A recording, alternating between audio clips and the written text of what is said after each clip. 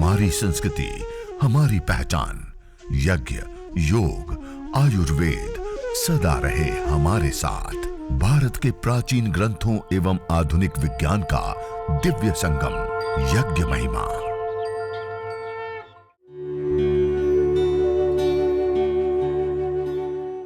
भारतीय संस्कृति में यज्ञ, योग एवं आयुर्वेद जैसी अमूल्य विद्याएं हैं, जिसका मूल है वेद।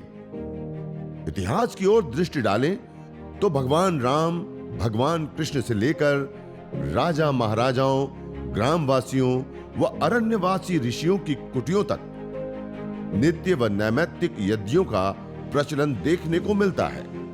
अगली ही कड़ी में मैं आमंत्रित करना चाहता हूं हमारे आदरणीय भाई नरसिंह भाई जी, जो अभी हम पतंजलि योगपीठ से कुछ केंद्र हम संचालित कर रहे हैं, जिसमें यज्ञ एवं योग साधना केंद्र घाटकोपर पाटीदारवाड़ी मुंबई से हमारे आदरणीय भाई नरसिंह भाई जी जुड़े हैं, जो यज्ञ चिकित्सा को विशेष रूप से आगे बढ़ाने के लिए और यज्ञ चिकित्सा के जो मूलभूत जो सिद्धांत हैं, मूलभूत जो उसके महत्वपूर्ण लाभ हैं, उसको उजागर रूप में लाने के लिए अहरनिश तप और पुरुषार्थ और निरंतर इस कार्य को आगे बढ़ा रहे हैं।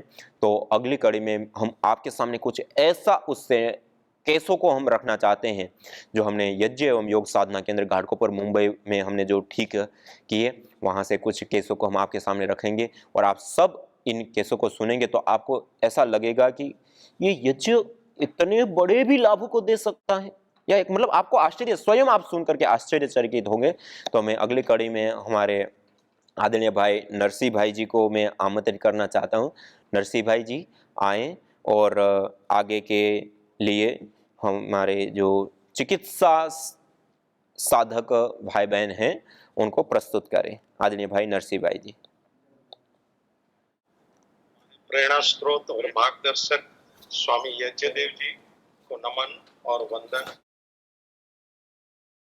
अब पिछले 3-4 साल में हमने यज्ञ के ऊपर बहुत सारे केसेस सॉल्व किए हैं। तो उसमें सबसे पहले मैं अधिक समय नहीं लेता, मेरे साथ राजेश जेठवा जी है, उनकी धर्मपत्नी शिल्पा जी को पिछले जो कोरोना काल आया था उनको थोड़ी श्वास की तकलीफ हो गई थी, तो लंग फाइब्रोसिस और अस्थमा, क्रॉनिक अस्थमा का एक डायग्नोसिस हुआ था। तो उनके मुख से हम सुनेंगे, जो मेरे साथ ही है। तो राजेश जेठवा जी अपना वाइफ का अनुभव बताएंगे। ओम स्वामी जी। ओम प्रणाम। ओम प्रणाम। मेरी धर्मपत्नी शिल्पा जेठवा को पहले लॉकडाउन से पहले लगातार 1-1.5 महीने से बुखार आता था, तो बुखार कम नहीं हो रहा था। फिर सब रिपोर्ट निकाले तो डॉक्टर ने बोला निमोनिया और लंग फाइब्रोसिस है, तो बायोप्सी करना पड़ेगा उनको। तो उस दौरान ये कोरोना के हिसाब से लॉकडाउन लग गया और बायोप्सी टेस्ट नहीं हो पाया। फिर हमने नरसिंह भाई जी से बात की तो उन्होंने बोला कि आप वाड़ी में लेके आओ, पाटीदारवाड़ी में, और वहाँ पर जो यज्ञ होता है वहाँ पर के साथ में हम उनको प्राणायाम सिखाएंगे तो उससे अच्छा हो जाएगा। और हमने उस यज्ञ को प्रारंभ किया उस दिन से। तो जब शुरुआत किया तब उनको श्वास लेने में बहुत दिक्कत हो रही थी, प्राणायाम भी नहीं हो पा रहा था। लेकिन धीरे धीरे 2-4 दिन के बाद उनको प्राणायाम धीरे धीरे होने लगा और धीरे धीरे प्राणायाम कर सकती थी। वो यज्ञ की वजह से उनको श्वास लेने में भी दिक्कत कम होने लगी और धीरे धीरे 15-20 दिन लगातार करने के बाद उनको पहले से बेटर में जो तकलीफ थी वो कम होती गई और लगातार 2-3 महीने के बाद नॉर्मल हो गया है। और उसके बाद अभी तो एकदम परफेक्ट है। घर का वायुमंडल तो तुम्हारी बड़ी लड़की को हमेशा के लिए साइनस रहता था, तो साइकिल उसका नाम है, तो उसको भी अभी अच्छा हो गया। उसको अच्छा हो, लेकिन अपना घर का जो वातावरण बनता है उसके वायु से, तो उसको भी फर्क पड़ गया। दूसरी मेरी लड़की है विधि, तो उसको हमेशा सर्दी रहा करती थी, तो उनको भी हवन में बैठते न हुए भी, लेकिन घर में उसका ये वायुमंडल के हिसाब से उनको भी सर्दी कायम की जो रहती थी उसको भी वो खत्म हो गई। और मेरी वाइफ को तो अभी जो शिल्पा जेठवा है उसको तो अभी तो बहुत आराम है और बहुत अच्छा है। और हम लोग ने अभी निरंतर यज्ञ करने लाइफ टाइम करने का नक्की कर दिया है और लोगों को भी प्रेरणा देते हैं कि जो भी बीमारी है तो यज्ञ से दूर करो और आगे सबको करने को प्रेरित करिए। ओम।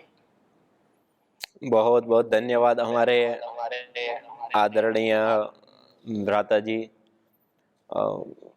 जेठवा जी, और हमारी उनकी धर्मपत्नी आदरणीय माता शिल्पा जी, जिनको इतनी क्रिटिकल अवस्था में प्रॉब्लम थी, वहां से भी वो बाहर आए। और जब पिछले दिनों यहाँ पे ही योगग्राम निरामय में वो आए थे अपने यज्ञ चिकित्सा के अनुभव के लिए, तब वो रिपोर्ट निकाल करके साथ में लेकर के आए थे, और जो लंग फाइब्रोसिस की रिपोर्ट है वो नॉर्मल थी। हमने पहली बार देखा था, वरना WHO की ओर से लंग फाइब्रोसिस को लाइलाज कहते हैं, वो लाइलाज बीमारी का इलाज होते हुए हमने यज्ञ चिकित्सा से पहली बार, और उन्होंने अपने घर के अंदर यज्ञ करके, और यज्ञ में भीमसेनी कपूर, श्वासामृत हवन सामग्री और गाय का घी और गुगुल का प्रयोग किया था। जी दिव्या जी को आमंत्रित करता हूँ। दिव्या बेन, आप आइए। दिव्या बेन की मैं शॉर्ट हिस्ट्री कह रहा हूँ।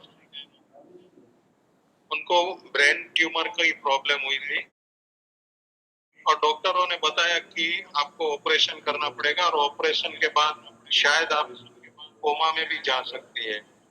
तो ये वैसे ही हुआ और 6-7 महीना कोमा में रही और उसके बाद वो कैसे यज्ञ चिकित्सा से बाहर आई हम दिव्या के मुख से ही सुनेंगे। तो दिव्या बेन आइए। ओम स्वामी जी को सादर प्रणाम। सर नरसी सर को भी सादर प्रणाम करती हूँ। नमस्ते। नमस्ते। यहाँ पे दिव्या बहन है जो कोमा से बाहर आई है, मैं उनकी माता जी बोल रही हूँ। दिव्या, जैसे सर ने बताया कि दवाखाने में दिव्या 5 महीना कोमा में थी, ऑपरेशन हुआ, उसके बाद वो कोमा में चली गई थी। डॉक्टर ने पहले ही बोला था। 5 महीना हम लोग उसको दवाखाने में रखे थे, यही सोच के क्या होश में वो आएगी एक ना एक दिन, लेकिन नहीं, डॉक्टर हमें हमेशा हमको यही बोलते थे कि नहीं, इसको आप घर पे लेके जाओ कोमा में। उसके साथ ही हम लोग उसको घर पे लेके आए। घर पे लाने के बाद जैसा दवाखाने में सेट वैसा ही हम लोग ने उसको घर पे सेट को खड़ा करके दिव्या को घर पे रखा। दूसरे ही दिन हमें मालूम पड़ा, जब हम लोग दवाखाने में थे तभी हम लोग को मालूम पड़ा था कि ऐसा ऐसा हवन है। नरसी सर है जो हवन के बारे में बताते हैं, उससे ऐसा फायदा अपने को फायदा होता है। तो उसके बाद जब हवन चालू किया तो हमारे अंदर जो नेगेटिव ऊर्जा थी, हवन चालू करने के बाद में 8 दिन के बाद में हम लोग जो नेगेटिव ऊर्जा पूरी तरह से पॉजिटिव में बदल गई। क्या मालूम, हम लोग को कोई भी काम करते थे तो ऐसा उसमें उत्साह आनंद मिलता था। ऐसा नहीं लगता था कि मेरी लड़की ऐसी पड़ी है तो हम लोग रोते बैठ जाए, ये सब मन में नहीं आता था। बहुत एनर्जी से हम लोग उसकी सेवा करते थे, घर में हवन करते थे, सब हमारा एकदम दिनचर्या बहुत अच्छे से चलती थी। वो हवन चालू रहता था दोनों टाइम। उसके बाद 3 हफ्ते के बाद में भगवान का इतना बड़ा चमत्कार हम लोग ने देखा। भगवान जैसा साक्षात रूप तो भगवान का मंदिरों में जो मूर्तियां रहती है उसमें देखा है, लेकिन हमने दिव्या के रूप में भगवान का रूप देखा है। जब उसके अंदर जान आने लगी थी ना, तो ऐसी जान आ रही थी जैसा लड़का पैदा होता है तो पूरी तरह से हिलडुल के माता से बाहर आता है, लेकिन दिव्या के आंख में अंगूठे से लेके दिमाग तक पूरा एक उसका अवयव में जान आती जा रही थी। वो भगवान का चमत्कार हमारे घर में 2.5-3 महीना चल रहा था। एक एक करके उसकी आंख पूरा तरह से उठ रहा था। जैसे हाथ, एक दिन पैर का अंगूठा हिला, एक दिन पैर के नसें हिलते दिखती रही थी, फिर एक दिन हाथ उठने लगा, फिर सिर थोड़ा थोड़ा उठने लगा। ऐसा वो चमत्कार हम लोग ने 3 महीने देख लिया।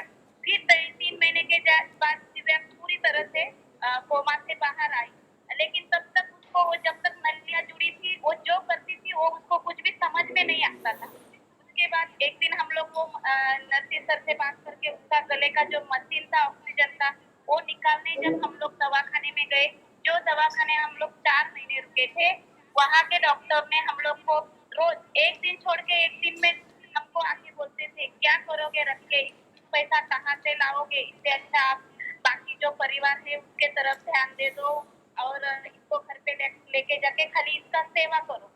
जब हम लोग उसका मशीन निकालने दवाखाने में गए, वो डॉक्टर उसको देखते रह गए। हम लोग को तो उधर जाके ऐसा लग रहा था हम लोग बहुत बड़े कुछ है क्या, सब देखने आ रहे थे दिव्या को। दिव्या को ये सब के बारे में कुछ भी पता नहीं था। दिव्या बोलती थी मम्मी मुझे क्यों सब नर्स डॉक्टर देखने आते हैं, मैं इतनी बड़ी कोई है तो नहीं है तो भी हम लोग को देखने के लिए इतने सारे जन आते हैं। तो उसको उसके बारे में कुछ भी मालूम नहीं था। डॉक्टर तो अपना उंगली मुंह में डाल के खड़े हो गए थे कि ये चमत्कार कैसे हो गया। हमारे साइंस में इससे बाहर निकालने के लिए कुछ दवाई नहीं था, तो आपको घर में जाके कौन सी दवाई मिल गई। हम तो नहीं बता सकते थे। हम बोले डॉक्टर क्या मालूम ये हवन के ऊपर विश्वास रखेंगे या नहीं। लेकिन हम लोग ने डॉक्टर को बोला क्या नहीं, ऐसा ऐसा हम लोग हवन कर रहे थे रोज सुबह शाम। उससे मेरी दिव्या बाहर आई। डॉक्टर ने हमें एक ही बात बोले थे कि आप और एक सेकंड फ्लोर पे और एक पेशेंट है, जाके उनको एक बार ये बात बता दो कि वो भी पेशेंट इससे बाहर आ सकते हैं। मतलब साइंस भी उसके ऊपर विश्वास रखने। इतना बड़ा चमत्कार दिव्या के बारे में हो गया। दिव्या पूरी तरह से ठीक हो गई। घर पे लाने के बाद कोई उसको मिलने आता था, उससे बात करता था। तो इतना अच्छे से उससे बात करते थे। ये कैसे हो गया, ऐसे तो हो नहीं सकता इतनी बड़ी बात। तो हवन क्या है, हवन के बारे में कोई जानकारी लेने के लिए पूछते थे। और आज भी हवन करते हैं तो घर में बहुत जन हवन में आते हैं, बैठते हैं। ये जो दिव्या का चमत्कार देख के किसी को बोलने की भी जरूरत नहीं पड़ती थी क्या हवन क्या है। सब हवन की पॉजिटिव एनर्जी से इतना खुश हो गए कि सब लोग अपने अपने घर में हवन करने लगे थे। एक बात थी क्या, डॉक्टर ने जब वो कोमा में थी, दवाखाने में थी, तभी डॉक्टर ने एक बात बोली थी क्या, ये कोमा में जब पेशेंट आता है तो बोलने नहीं आता है, मतलब कोई ना कोई उसके अंदर बाहर भी आएगा तो वो पूरी तरह से ठीक नहीं होएगी। आपको उसका सहारा बन के रहना पड़ेगा।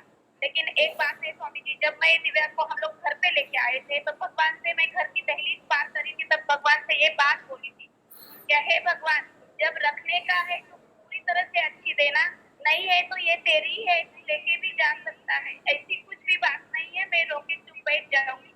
लेकिन ये हवन में इतनी ताकत थी कि जैसी दिव्या पहली थी उससे ज्यादा स्ट्रॉन्ग भगवान ने मुझे वापस दूसरी दिव्या दे दी। इतना बड़ा चमत्कार आज भगवान ने यज्ञ के रूप में हमारे घर में किया है। मैं भी मेरे को नरसी सर ने एक बात की थी। हम लोग नरसी सर से हमेशा बोलते थे कि सर आप हमें इतना हेल्प करते हैं, तो सर हमें एक बात बोले थे क्या, मैं आपको हेल्प करता हूँ, आप सामने वाले को हेल्प करो, वही जीने का तरीका है। तो हम लोग भी वही मन बात ध्यान में रख के आज हवन के बारे में आगे लोगों को बता रहे, पेशेंट को बता रहे। उससे बहुत एक मिर्गी की लड़की भी ठीक हो गई, 80% वो हवन से ठीक हो गई। वो उसको भी उसका दौरा 8 महीने की थी तभी उसको वो दौरा आया था मिर्गी का। तो उसके बाद वो एकदम खाली हलचल करती थी, उसको समझ में कुछ भी नहीं आता था। लेकिन उसके बाद में जब हवन चालू किया, मैंने दिव्या के बारे में उसके माता जी को बताया, उन्होंने हवन चालू किया, तो वो हवन से वो लड़की अब पूरी मतलब 80% ठीक हो गई है। उसको खेलने का समझ रहा है, माता पिता समझ रहे हैं, खाने का चीज समझ रहा है, ये सब बातें उसको समझ रही है। वो हवन से 80%, और जब से हवन कर रही थी तब से वो एक बार भी डॉक्टर के पास नहीं गई। इतना उसमें वो बीमारी से वो बाहर आई है। और बहुत सारे जन दिव्या को देख के हवन का यज्ञ का मार्ग अपना रहे। बहुत हवन को लोग अभी तो ये कोरोना काल में सब यही बोलते हैं, अब खाली अच्छे से जिंदा रहेंगे तो यही मार्ग है हवन। तो बहुत सारे जन हवन कर रहे। उस दिन एक हवन के लिए सामान लेने के लिए एक हमारे पहचान वाले आए थे, उन्होंने एक बात बोली थी क्या, हम लोग हवन करना है लेकिन मेरी मनस्थिति एक जगह पे नहीं रहती है। मैं बोली हवन में वही तो ताकत है जो अपना मन एकाग्र करता है, क्योंकि हम लोग ने उसका अनुभव लिया है।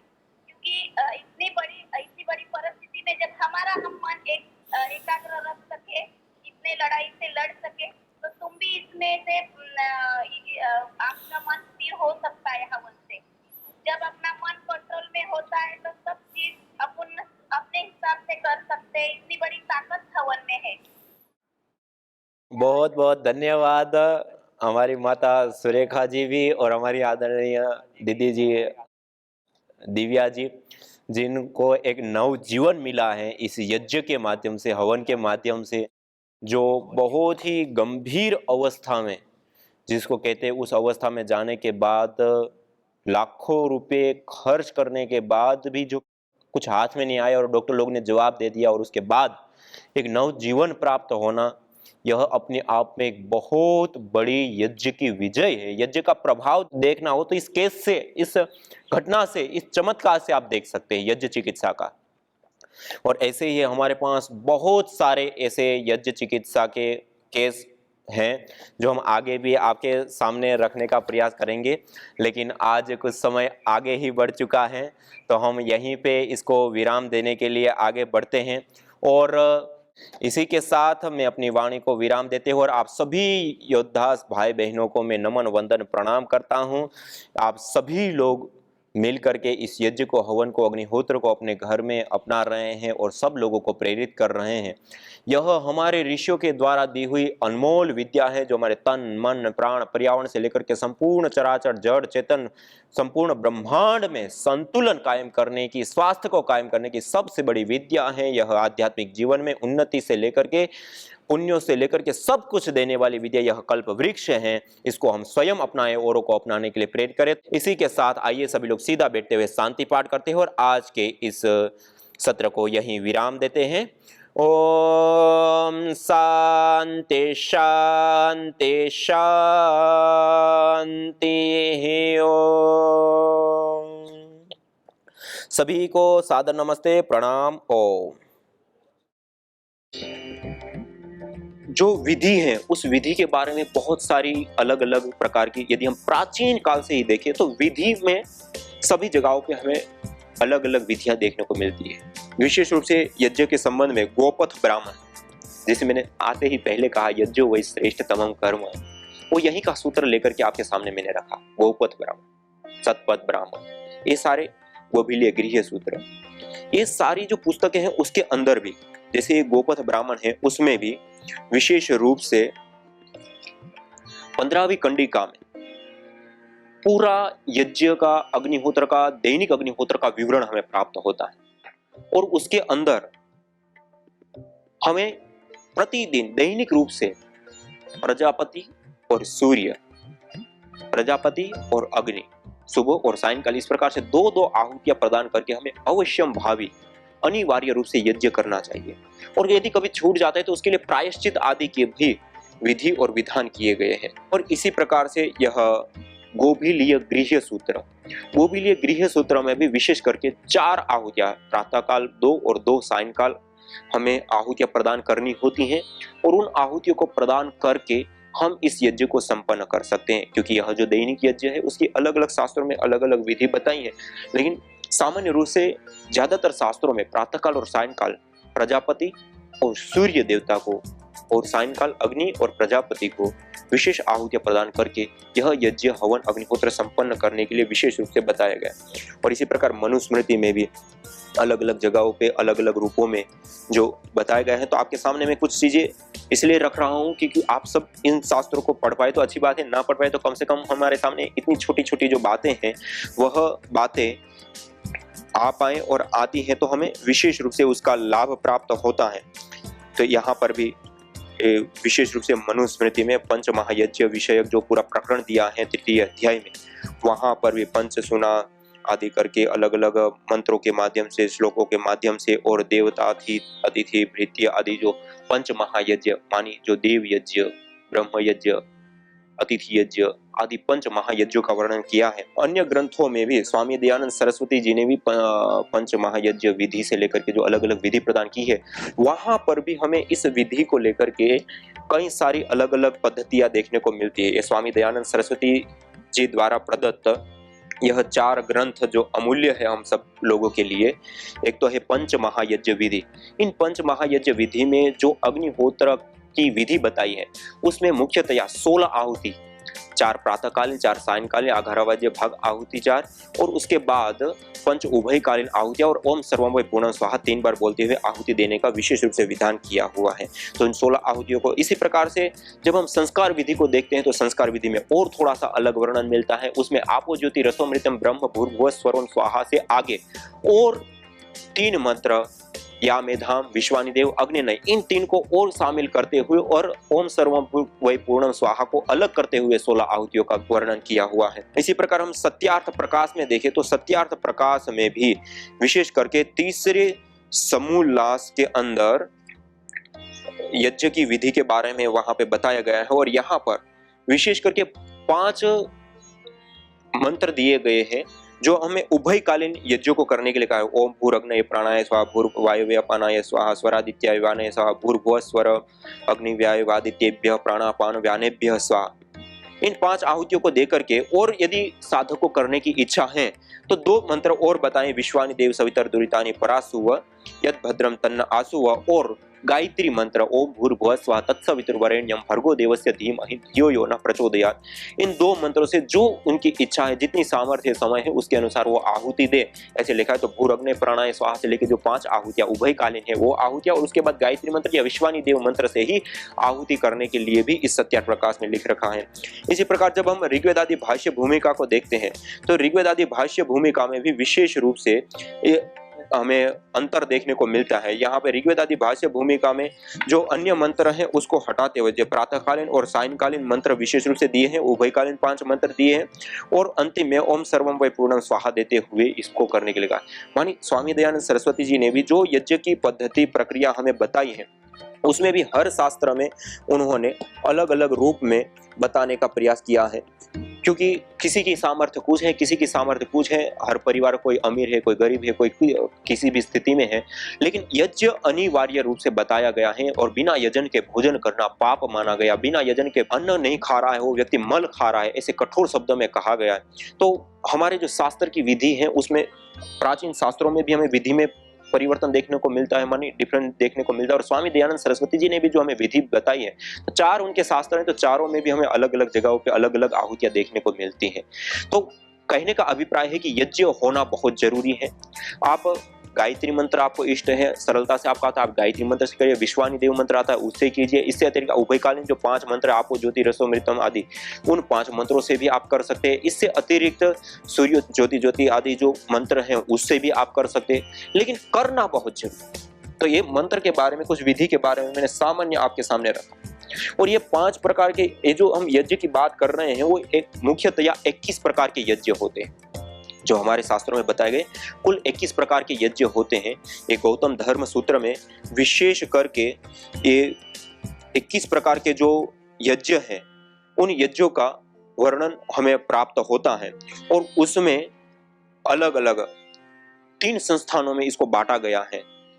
उन 3 संस्थानों में एक तो अष्टका, फिर पार्वण, श्रद्धा, श्राद्ध, श्रावणी, अग्रायण, चैत्री और आवश्यक युजी, इनको पाक यज्ञ कहा गया। और इसी प्रकार से हवीर यज्ञ भी होते हैं, अग्न्याध्ययन, अग्निहोत्र, दर्श पौर्णमास, अग्रायण, चातुर्मास, निरूढ़, पशुबंध और सोत्रामण, यह 7 हवीर यज्ञ होता है। यज्ञ भारतीय संस्कृति का मूल है। तो आइए हम संकल्प लें, संसार के श्रेष्ठतम कर्म यज्ञ को अपनाएं। पिंड और ब्रह्मांड में संतुलन कायम करने वाले यज्ञ को अपने जीवन का अभिन्न अंग बनाएं एवं प्रकृति मां के प्रति अपने ऋणों को अदा करें। विश्व स्वास्थ्य का एक नारा, यज्ञ से होगा जग उजियारा। भारतीय संस्कृति की अमूल्य विरासत यज्ञ की महिमा को जानने हेतु वैदिक चैनल पर प्रतिदिन प्रातः एवं सायं 11:30 बजे यज्ञ महिमा कार्यक्रम से जुड़े। विशेष जानकारी हेतु संपर्क करें। मोबाइल 9068565306।